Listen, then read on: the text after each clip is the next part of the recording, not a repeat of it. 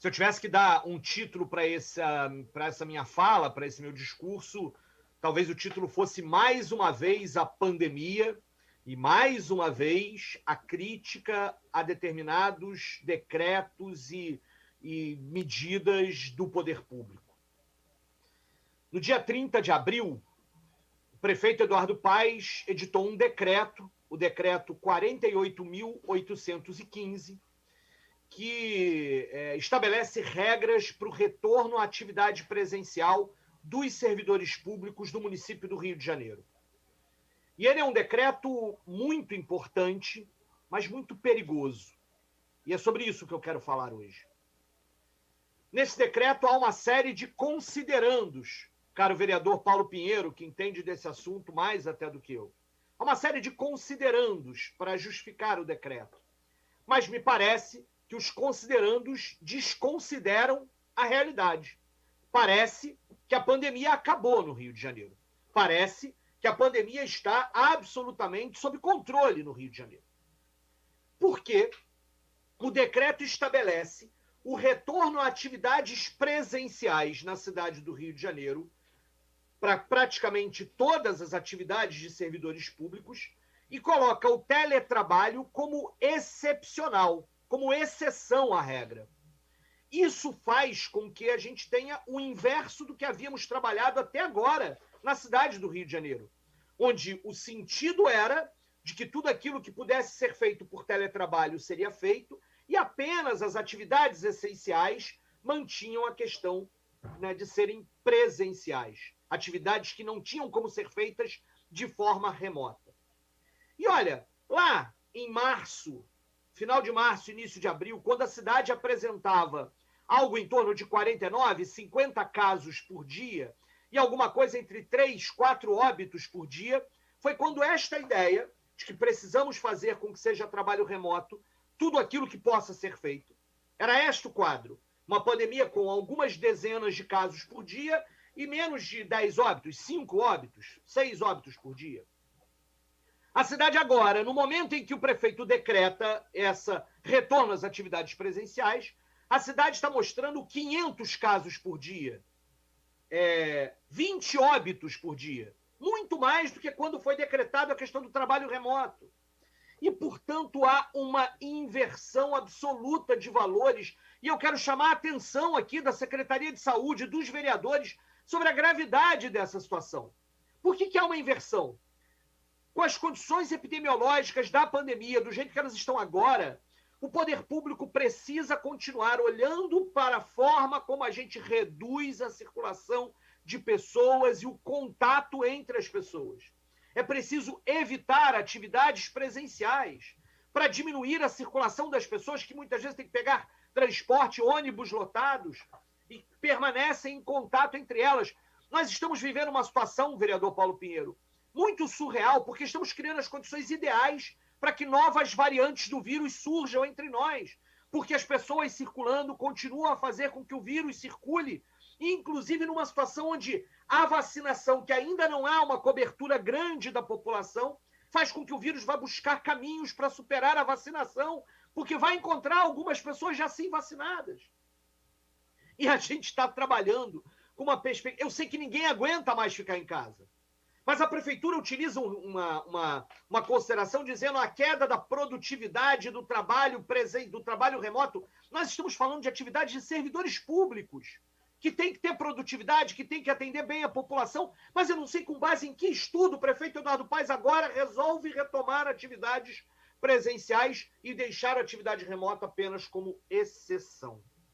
Isso é muito grave, pessoal. Não é pouca coisa. É claro que existem atividades absolutamente importantes que não têm como ser feitas de forma remota. Atividades dos trabalhadores da limpeza urbana, uma série de atividades, né?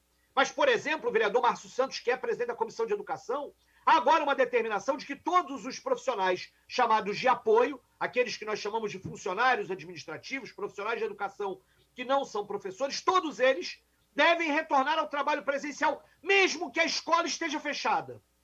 Eu quero saber para que com a escola fechada, porque aquele profissional tem que ir à escola nesse momento, pegar ônibus, circular, entrar em contato com outras pessoas.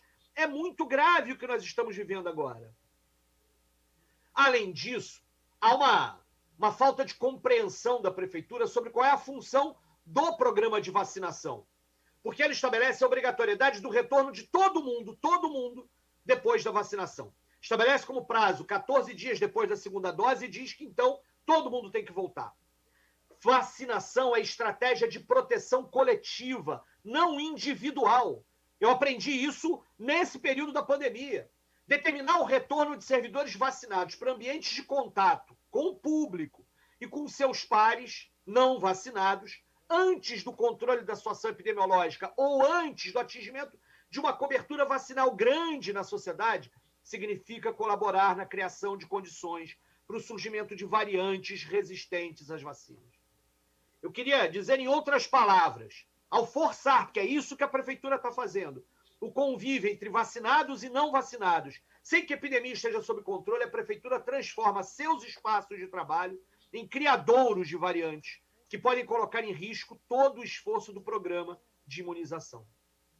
É importante ainda observar que a prefeitura insiste em recomendações desatualizadas ao atribuir extrema importância à higienização de superfícies, que também é necessária, ninguém está aqui dizendo que não é, mas negligenciar a necessidade de circulação constante de ar nos espaços, condição que não se observa na maioria das partes das instituições públicas. Eu fico pensando ali na sede da prefeitura, não há circulação de ar. É preciso lembrar que as decisões do poder público possuem impactos indiretos e podem induzir a sociedade à compreensão de que o retorno ao trabalho presencial já pode, e mais grave, deve ser estimulado, o que não é compatível com as condições epidemiológicas observadas agora. Nesse momento, a prefeitura deveria estar dando um exemplo na direção contrária, buscando reduzir o número de servidores em regime presencial, para minimizar seu próprio impacto na dinâmica de disseminação e transmissão do vírus.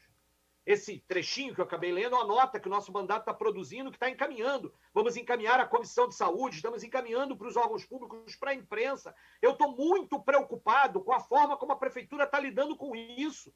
A nossa vacinação está avançando, que bom que está avançando, mas nós não atingimos uma cobertura vacinal capaz de conter a epidemia. O vírus continua, embora tenhamos, por força do lockdown feito umas semanas atrás, iniciado um caminho de diminuição da pressão sobre o sistema de saúde. Hoje, o dado oficial mostra que 94% dos leitos ainda estão ocupados na rede SUS da capital.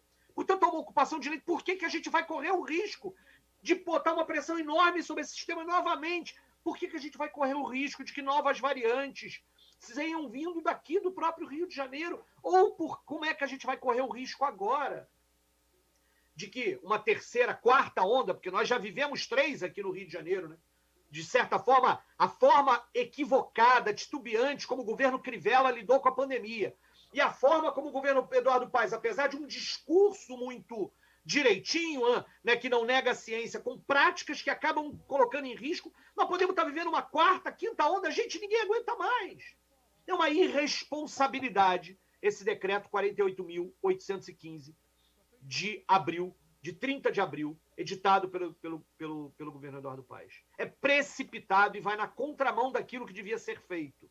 Que precisamos de organização para regular o que é o teletrabalho, o que é o trabalho presencial, que é preciso garantir a questão da retomada de atividades econômicas à medida em que as condições epidemiológicas permitam. É claro que consigo, mas esse decreto está fora do padrão, está fora da curva, está fora de sentido. E vai dar uma impressão para as pessoas, e para isso a imprensa tem colaborado, muitas vezes, né, de que a vacinação agora, como nós já temos 15%, 20% da população vacinada, está tudo liberado. Para esses 20% encontrados, quando eu aprendi com o professor Paulo Pinheiro, e aqui eu encerro, aprendi com o professor Paulo Pinheiro de que a vacina, ela impede que você transmita, ela previne os casos graves, ela previne os casos, mas muitas vezes, mesmo vacinado, você vai contrair o vírus e vai transmitir. E o que a gente está fazendo agora é colocar vacinados e não vacinados em contato a partir de um exemplo da prefeitura. Estou fazendo um apelo para a revisão deste decreto 48.815 em defesa da vida. Muito obrigado, senhor presidente.